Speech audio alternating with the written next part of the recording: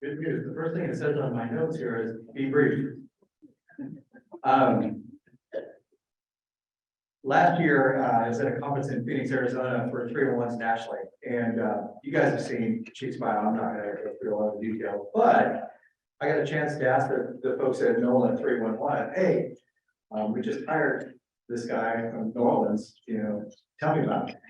And you can tell by the fact that they were really, really, really unhappy with Knoxville, that we got a good guy. And since we really enjoy making the folks in New Orleans unhappy, just ask the LSU athletic director.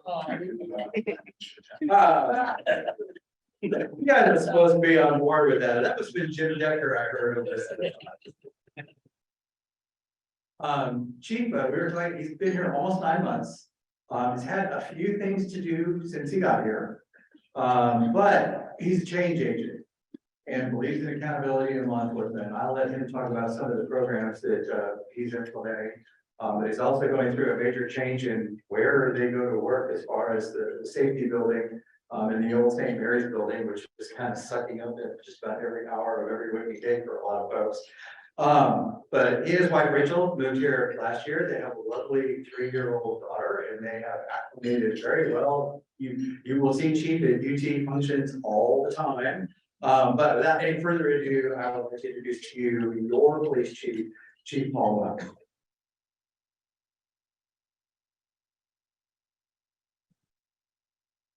Thank you so much for having me today for lunch. So we'll get 2 things out of the way first. So when I first came here in June, I got invited to a shrimp farm. And yeah, was it any good? It was interesting. My mom always said, if you don't have anything good to say, but I know you guys are going to do better. Second thing is, I do have a really strong East Tennessee accent. So if you all need help translating, just raise your hand and I'll try to, repeat back what I said. As Russ said, I've been here 9 months and this has really been a dream come true to me. This is only the second place I've ever lived in my life. I've spent my entire life in New Orleans, with the college in New Orleans. Worked for the New Orleans Police Department for 25 years. And a wide variety of different jobs. And honestly, I never really thought I would live or work anywhere else in my life. I loved my job. I really had the best job in the world.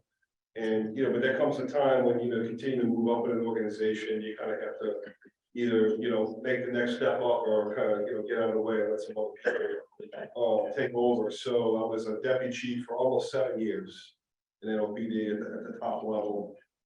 And my wife and I really started to look about, what we wanted to do with the rest of our life together, where we wanted to live. And my wife had a lot of opportunities to do a lot of different jobs in a lot of different places. And my wife just kept saying, no, no, no, no, no. And she kind of drew a circle around this area and, East Tennessee, Western North Carolina, Western South Carolina, Northern Georgia. And, she's like, find something in that area. And I'm like, of course, we're not gonna find anything up there. And, everything happens for a reason. And, we're so blessed to be here in Knoxville. And, it's been the best move we've ever made. My wife's parents have already moved up here. They live up here in Knoxville as well. My sister lives in Atlanta. So my parents are getting up in age. They're most likely will be moving here this summer. So point is that this is not a stepping stone for me. I really want to be here for the rest of my life. I don't like to move. Moving was an experience. With 45 years worth of stuff, moving was definitely an experience. But I am very, very happy to be here in East Tennessee. My wife loves it, and it's just been great. So, when I got here, I found the police department is a really, really good police department. But there's a lot of things that I think that we could do to enhance this police department and make it better.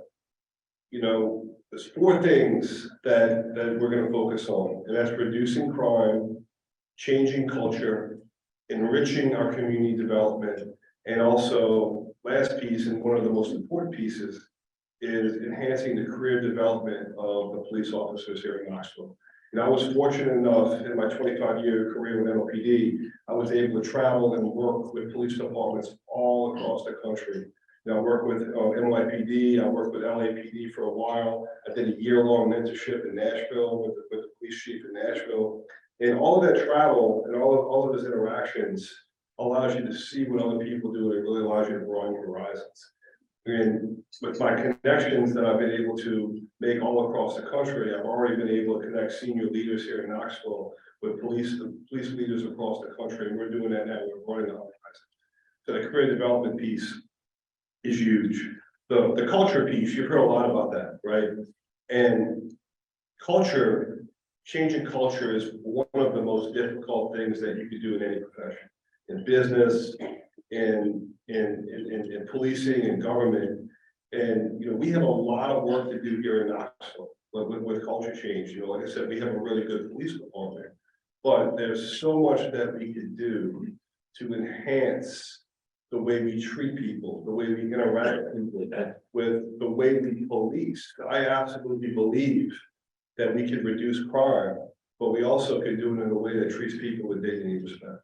But also that we can reduce crime, but do so in a way in working with the community as opposed to us versus them. That's the culture piece I talk about. That's the accountability piece that I talk about a lot. If you've heard me talk, you've heard me talk a lot about accountability. And accountability is not discipline. Accountability is not getting people in trouble. Accountability is that we need to hold ourselves to a higher standard. And when we make a mistake, we acknowledge it, we learn from it, we deal with it. And as long as you don't lie in this profession, there's, you know, you can recover from those mistakes. And that's what the accountability and culture piece means. Community is more than going to meetings just like this. You know, and that's what people think community policing is. Community policing is about interacting with the community and working with them to solve problems. You know, you've heard the saying, all politics are local. Well, it's the same thing with policing. You know, when we talk to people in policing, they don't care what's going on across the whole city. They don't care what's going down on the other part of town. They care what's going on right in their own neighborhood. And it's incumbent upon us as police officers to find out what the people in those small communities care about and work with them to solve those issues. That's what community policing means to me, and that's what we're trying to do here in Knoxville. And the last piece is crime. And, you know, if you look at the violent crime over the last 5 to 10 years here in Knoxville, it's steadily increased. You know, we've had more murders, you know, almost double the amount of murders than we had 10 years ago. Now, some of that is because the world is changing. You know, Knoxville has grown. And another part of it is because you have a legitimate drug trafficking and gang corridor going on from Detroit all the way down to Chattanooga. But there's a lot of things that we could do as a police department working with the community to reduce crime. And, you know, we're doing that now. We're partnering with the University of Maryland to, they just launched their violence reduction center. And Knoxville was the first city in the country to be selected for that. There's 4 other cities, they're all major cities. So we have that distinction as being a mid-sized city in that number. And I think that there's a lot of things that we're going to do over the next 5 years, which I think will help reduce crime in the city of Knoxville, but do so with the community, because police can't do it alone. Crime, community, government, civic organizations all go hand in hand. But I can talk about this stuff all day. So what I'd like to do is, you know, take as much time as I have to talk about stuff that you all would like to talk about. So I'll talk to you all, see if you all have any questions for me, and I'll shut up and I'll listen to you guys, and I'll try to respond to your questions that you all have, if that works for you all. Yes, sir. Yeah. My name is Emmanuel Noel. Thank you. I was wondering, what exactly is the department thinking about doing about the opioid epidemic and the drug crisis that we have currently within the city? So the drug crisis is real, right? It is absolutely real. The federal issue is a major problem here. So, you know, we have an initiative, the 313 initiative, that we're doing right now. We're partnering with the DA's office, federal agencies and departments all along the corridor, all the way from Detroit, and we're working together, and we're making major federal seizures every single day. Now, let me tell you, and I'm just going to be completely honest with you guys, and, you know, those of you all have heard me speak before, you know that I don't pull any punches and I don't really put spin on things. You know, I started off as a police officer in New Orleans in 1997 as a 21-year-old kid. And I've been a soldier on the war on drugs, you know, going back 25 years, and we started the war on drugs in the 70s. Police are not winning the war on drugs, right? I'm just gonna tell you, police are not winning the war on drugs. Now, it does not mean we don't have a role. We absolutely have a role, but until we reduce demand, we're gonna continue to have drugs coming into this country, and you're gonna continue to have drugs coming into Knoxville. Just about 3 weeks ago, we had the largest fentanyl seizure in the history of East Tennessee. And, you know, it makes a difference, but it ain't stopping it. It keeps coming in because it's just easy to keep producing this stuff and sending it in. So we're doing our part in policing and trying to be as responsive as we can with targeting distributors, retail sellers, and, you know, we deal with the addicts as well. We really, you know, putting an addict in jail doesn't solve anything, but we're out in the streets, we're dealing with this stuff every day. But until we work with the other service providers out there, so everybody comes together and solves this problem across the country, you're gonna continue to have this. I'm just gonna just tell it like it is. Like I said, this is something that's been going on since the 70s with different drugs. You know, New Orleans, and then in the late 90s, I saw the crack cocaine epidemic, I saw the heroin epidemic, lived through all of that, lived through the opioid, you know, fentanyl and everything else, and it's still going strong.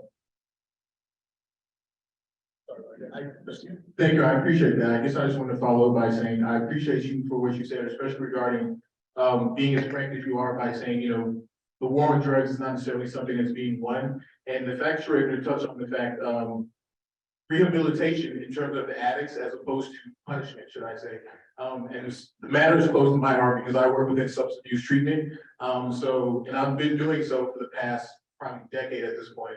So it's something that's really precious to me. So to be able to hear you, someone that's especially in my mind, that be able to speak to that and kind of talk about how you're maybe trying to take a different approach, I thoroughly appreciate that, because for a social worker like myself, there's nothing that, you know, burns me more to the core than watching someone who needs help being punished, as opposed to actually receiving the rehabilitation that they actually need to be a functioning member of society again. So I guess that speaks to what you said earlier about you wanting to put community first than anything else. So I appreciate that. Yeah, thank you. And, you know, I really respect social workers, and, you know, we have our co-responding unit. You know, we have 4 social workers that ride in cars with our officers. And, you know, 4 sounds like a lot, but it's a drop in a bucket, right? It really is. And, you know, I would love to have more social workers working with us and going out there and trying to find alternative ways to deal with stuff. And it's the same thing with the homeless situation. You know, when we arrest someone, especially if someone just got a job, like picture this, right? Someone just got a job, or they're trying to get a job, and next thing you know, we come along, we arrest them, we literally can set them back like 10 steps. And it really can alter the course of someone's life. So that's why, you know, I'm happy that we partnered with Helen Ross McNabb with the Behavioral Health Unit. And I'm not saying that we're able to use that every time, but anytime we have a chance to channel someone where we can try to get that help, in a lot of ways, that's preferable to an arrest, because, you know, what we're really trying to do is ultimately, you know, not make the situation worse. Hey, sorry, you just made my question mute, but I was just gonna go ahead and say thank you. I serve on the board of the Gap Center. And I love what you all are doing in partnership with that great organization. So hats off to you for looking for solutions. Thank you. It'd be great if we could expand that as well at some point.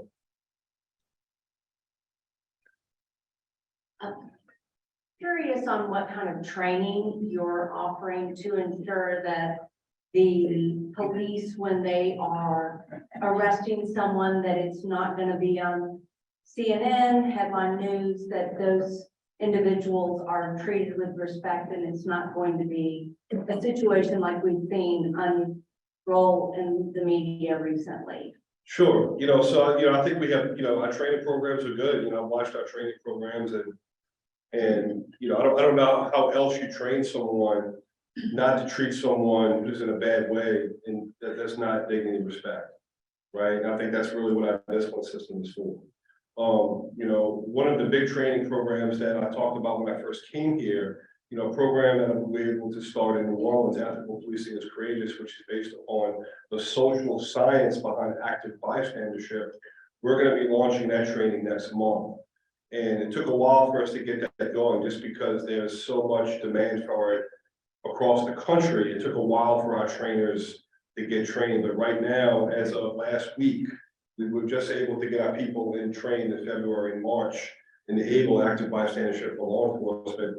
We have 8 instructors trained, and we're going to start next month, at the end of next month, with our first session, and we'll get the whole department trained in that. And what that is that teaches people the science behind active bystandership and the science behind what it means to be an active bystander versus a passive bystander. And I think that's the missing component here. And when you look at some of the incidents you've had in policing across the country, like in Memphis or in Minneapolis, is that you have one person doing something and other people standing by, right? And there's a science behind that. There really is. There's 100%. There's a science behind that. It goes all the way back to the Holocaust. And we can teach people the tools to intervene. And that's what we're going to be doing here. We're the first agency in the state of Tennessee to sign on with this program. We'll start that training next month. But that's going to teach other people to recognize bad behavior and step in and stop it.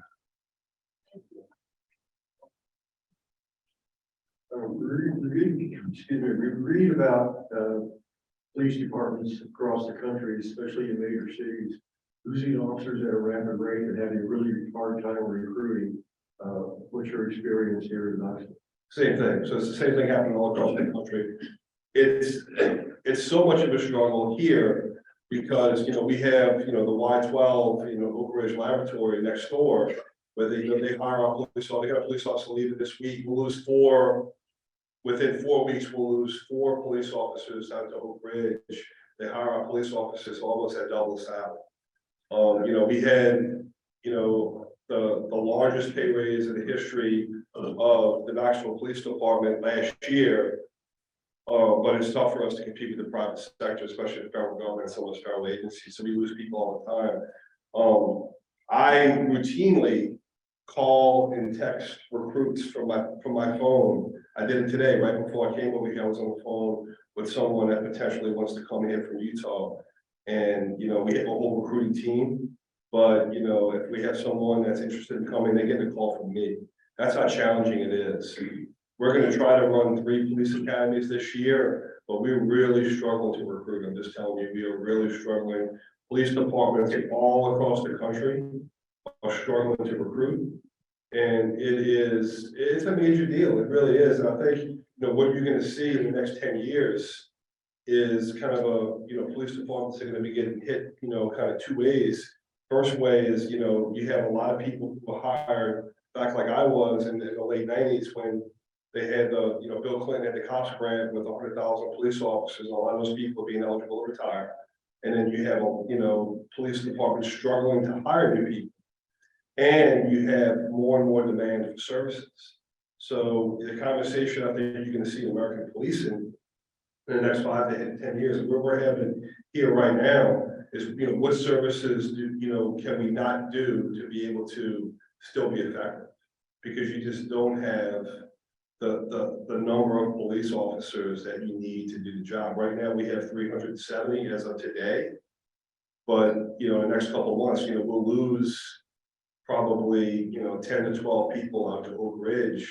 We also have almost 100 police officers that can retire today. And I'll say that again, almost 100 police officers that can retire today. Right? So what we have is a department with a lot of people with more than 20 years experience.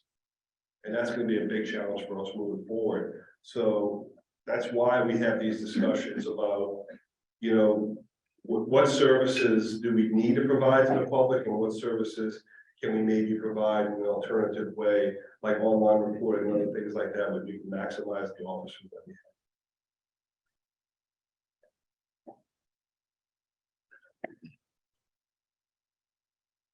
have. You've mentioned that the demand is the real problem for drugs. How can you've already alluded to some of the things, but what else can we do as a community to decrease the demand for drugs? Is there anything going on in our school system to educate our young people? And that sort of thing. So, I'm not gonna claim to be an expert in, how to reduce, addiction. I think there's a lot of, many other people that have more, that are more qualified than me to talk about that, but, what I would say would be as a community, I think that we need to do things that, we need to support us, the service providers that we have. Another thing is, we have, the reason you see people panhandling across the city is because people are giving them money.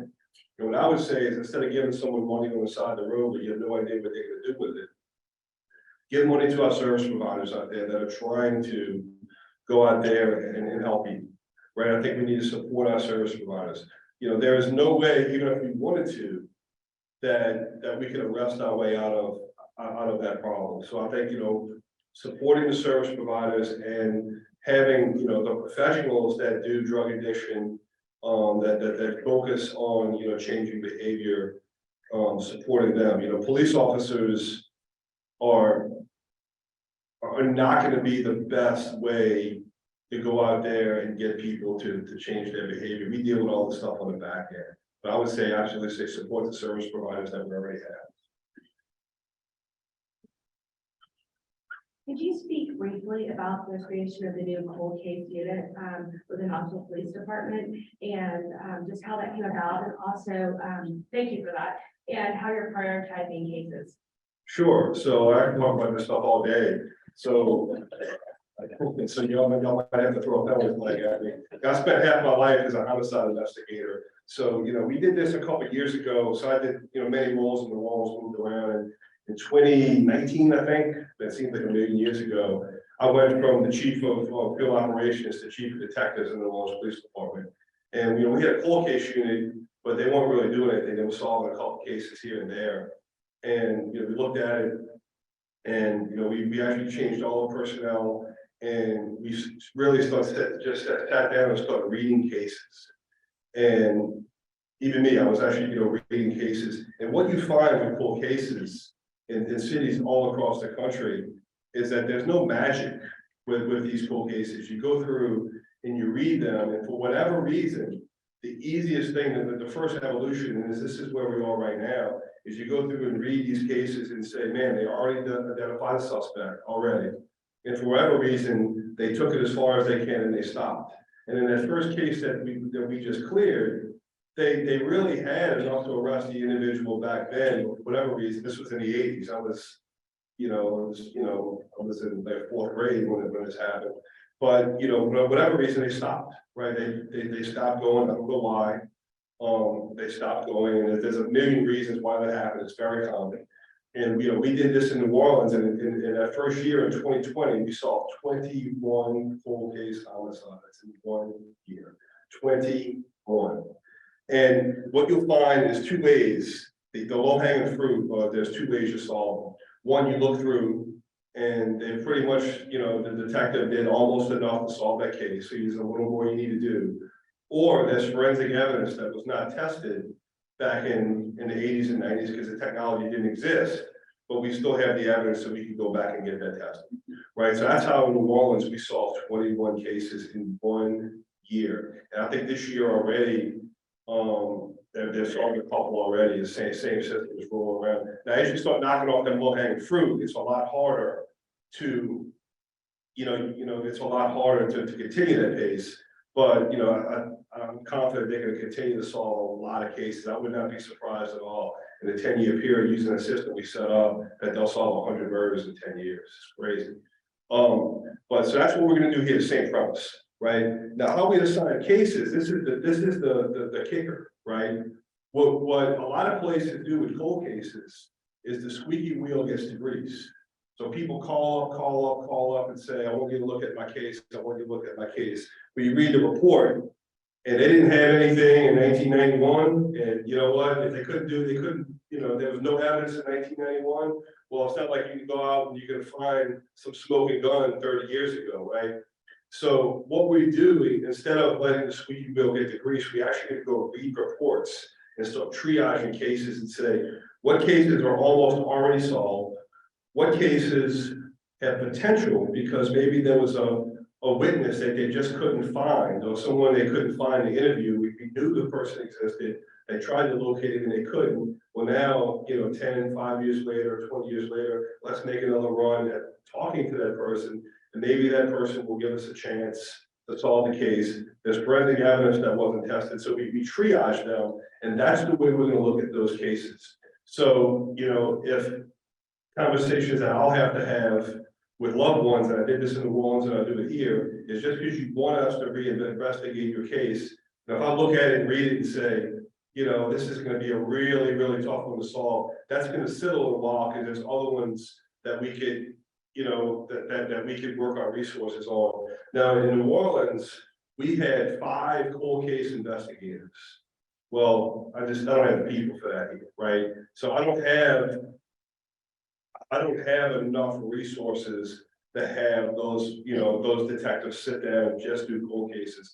So what we did when we started this homicide unit was, before we had 2 different, we had on crimes, you had 2 types of detectives: violent crime detectives and property crimes detectives. And the violent crimes detectives, they work anything from a murder, a shooting, a robbery, missing person, sexual assault, somebody threatened somebody with a pipe, two people under the bridge with a pipe, kind of stuff. So what we did was we separated off homicides, where that homicide detective unit, they just do homicides and non-fatal shootings. Anyone that points a gun at someone and tries to kill them. And the thought is we'll take that group and give them the time they need to work those cases, and give them as much support as they can, and also allow them to work some full cases as well as we triage those cases. The recommended caseload for a homicide detective in the United States is 5 cases a year. 5 cases a year. That's it, because there's so much work that goes into a homicide. And we won't be able to hit that caseload here, but we got to give them more time to work those cases, and throwing in all of these other cases is not going to help them. So, we won't solve 21 cold cases this year, but we're going to solve some more, because there's some low hanging fruit out there. More importantly, we're going to do a great job of solving new murders that occur. So we've had 6 murders so far here in Knoxville this year. 4 of the 6 are solved, and the other 2 we are very close on solving. And that is phenomenal. National average is around 50%. Right, national average is around 50%, so we're already exceeding that. And I am super excited about this. As you can see, I've lived this half my life, and I'm jealous of the people doing the work, because I wish I was back. And if I could keep the same money that they pay me now and still work murders, I would take that job any day of the week, or twice on Sunday. But we're going to be doing some really amazing things with that group. And more importantly, what we're doing is we're getting our patrol officers and all of our team, everybody's getting involved with it, right? So it's not separated, sitting off on the side. It's truly, become a team effort, and I really can't wait to see what this is going to grow into. This is really, really exciting. It's an exciting time to be here while I'm doing this work. I'm going to jump in here since I have a microphone. Can you speak to the new combined video surveillance that's going to be installed downtown? I hear there's a combo Knoxville City and then private camera solution. Sure. So we're going to be building a real-time information center in our new public safety complex.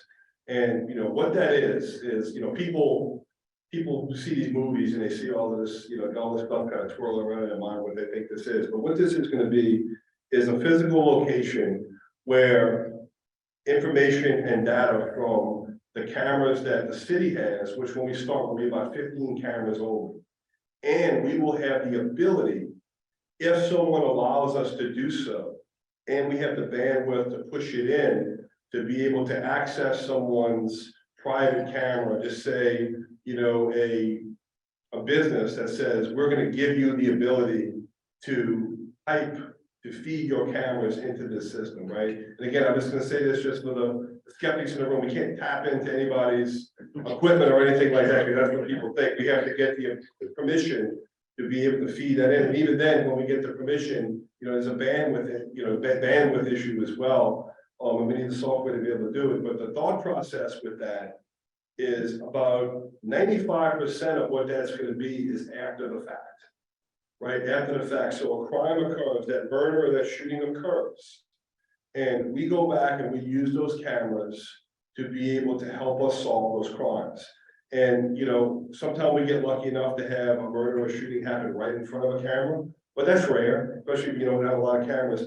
But what you can have is that camera helps solve the puzzle of what solving a crime is. Or solving a crime, true detective work is like putting a puzzle together. And you could literally have something as simple as someone does a murder or shooting and we don't know who that person is, but they run right by one of our cameras. We know that person is wearing a black shirt and black pants with some gold stuff pinned on them, and they run right by a camera, and then we have their face, which helps us solve the crime, helps us learn who that person is, even though the incident didn't happen in front of a camera, or something as simple as we have a murder or shooting happen, and we know the perpetrator fled in a red Honda Civic. And there goes that red Honda Civic 9 blocks away in front of our camera. Now we have a license plate, which leads us into the next step. The other part of this, which is the much smaller piece, will be, you know, when we have this set up, we will have a handful of employees sitting in there. So when a call comes out of a violent crime or a priority crime, and then they hear that on the radio, and it says, well, there's a shooting at, you know, Summit in Gay. What they're able to do then is to go whatever cameras we have in the area to start looking to see if they can help the police officers as they respond to that crime and as they investigate that crime. That's probably like 5% of this. Most of the work is going to be done on the back half, but I will tell you that these cameras are critical in helping us solve cases. The only other piece that they really help us with is, especially like downtown, if we're having protests or other things like that, what the cameras allow us to be able to do is to monitor that event from a camera, which allows us to back our police officers off. So we don't have police officers too close, which can instigate things and allow us to keep a very small presence close to the event and keep most of our officers further away. And we only send them in if we absolutely need them. If we don't have those cameras during the protest or any type of event, we got to have more police officers closer to observe, and which can be a flashpoint and make something worse. So the cameras are critical in those protests as well. Just a secondary question to that. Are those cameras, are they face recognition software that they're using? No. Okay. That was then my question.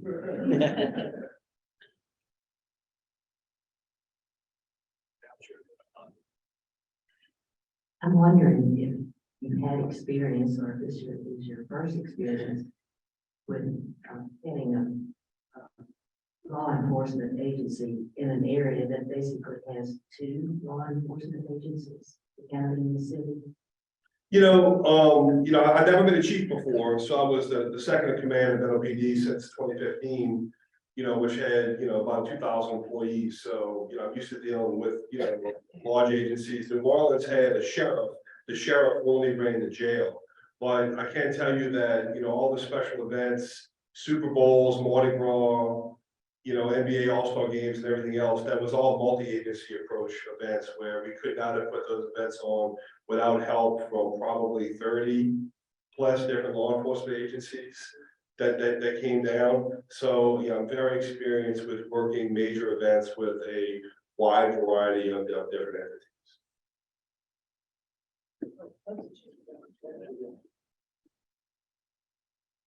Yeah, I just have a question, because before you came, we had a lot of instances within like the Austin East community with shootings, gun violence, everything like that. And I know things haven't been solved, but in a very short period of time, there were quite a few deaths and stuff. And it doesn't seem like that has continued. And I'm just wondering, is it just a lucky thing, or do we feel like anything has changed in the community? It's because I'm so great.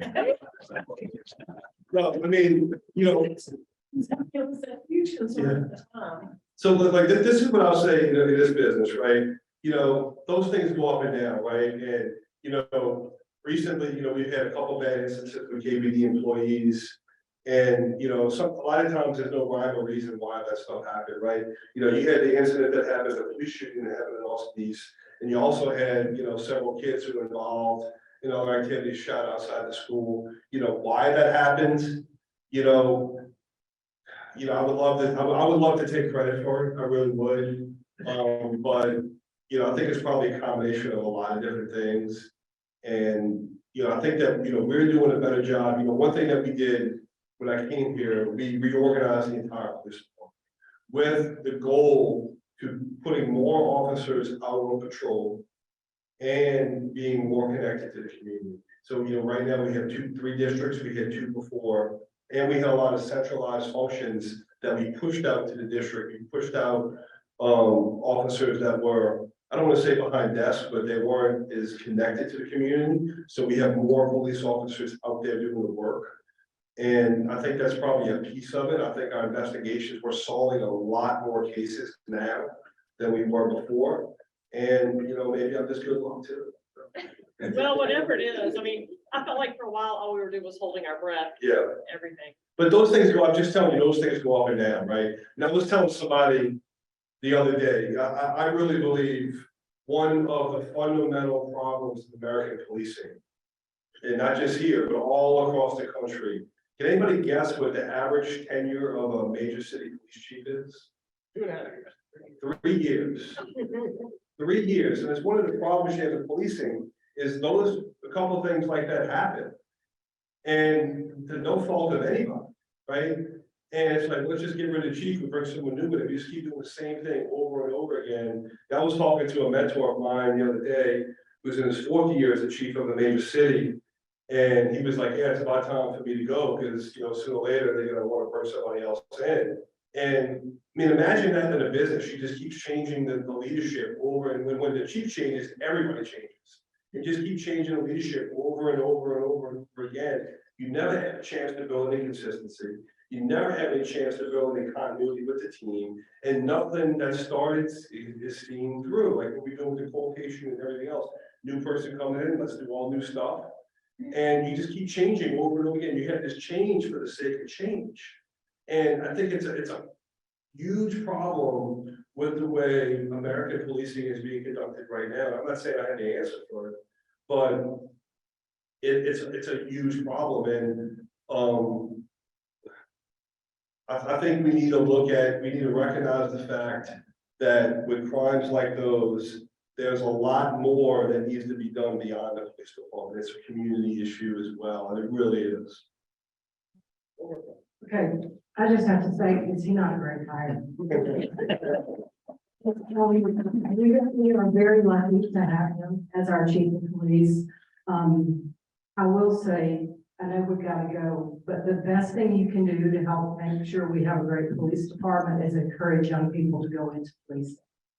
One of the exciting things I want you to talk about is we've established an academy with Fulton High School for public service. So if we don't tell our children that this is a great career, people aren't going to go into it. And as a council person, it worries me to death that we could lose 90 people tomorrow.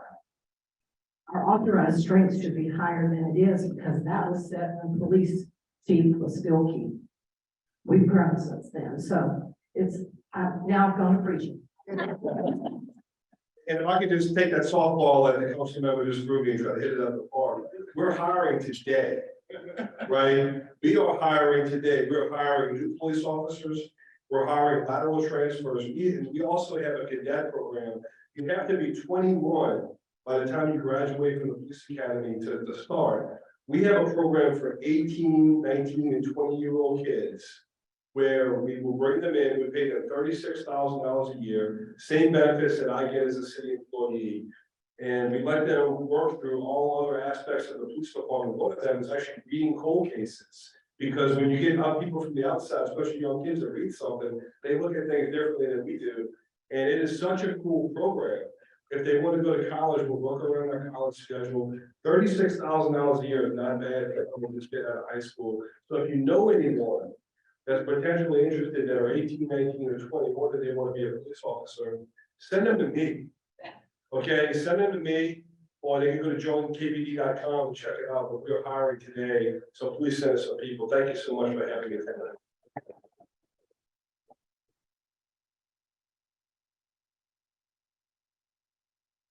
Thanks. It's a tradition to donate a book on behalf of our speaker to the local elementary school. These go to East Knox County Elementary School.